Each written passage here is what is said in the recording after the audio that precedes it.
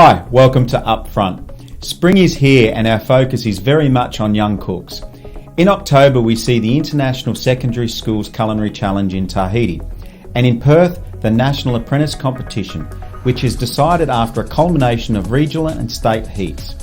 The ACF sees competitions as being vital to the future education of tomorrow's chefs. I think as a young chef, it's probably one of the most important things about our industry that they should get involved in. It's about putting yourself out there. It broadens their horizons right from the get-go. It gets a bit of competitive edge in what they do on a daily basis. It hones up their skills as far as what they do daily basis-wise in the kitchen mise en place, because everything needs to be precise and precision. They meet their peers, their new employees in future years all through this, so it's really important, I believe. It does take a lot of extra effort though, doesn't it? It does. It's a huge commitment, and I think they shouldn't be scared of that. I believe what we do is a lifestyle choice. It is a job, but it is a lifestyle choice as well. So you live it, you breathe it. So when you do the extra commitment outside your work hours, it's part of an enjoyment part as well. It's socialising at the same point. So if you get that sort of mindset right, people are quite happy to do it. You've been in a lot of competitions, both in Australia and in your native South Africa. What have you learnt from them? I've learnt having mutual respect for each other, really important. Working in a team environment is very important. We're individuals as what we do from being a chef, but we work in a team environment within our kitchens. Team environment and team awareness is very, very important.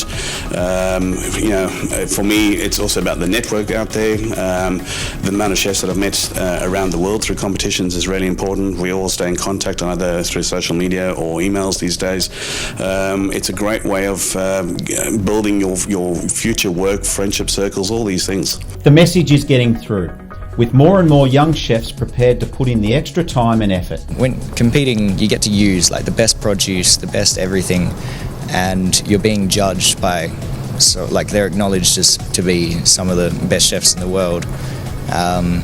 So then your food is being judged and critiqued by them, you get the feedback, and overall you better yourself as a chef, and you can't learn what you do anywhere else through competition.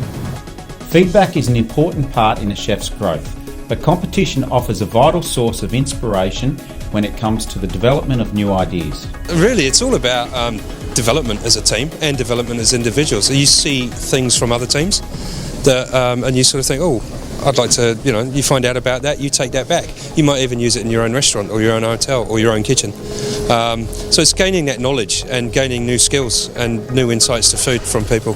So, the medals, they're a byproduct of the competitions, but I think the actual getting together as teams and sharing ideas is more important.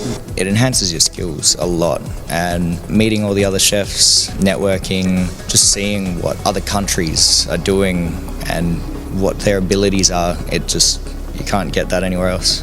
Great to see the enthusiasm there, but it's a shame the same can't be said for many of their employers. The problem with Australian competitions is that we don't have enough of them.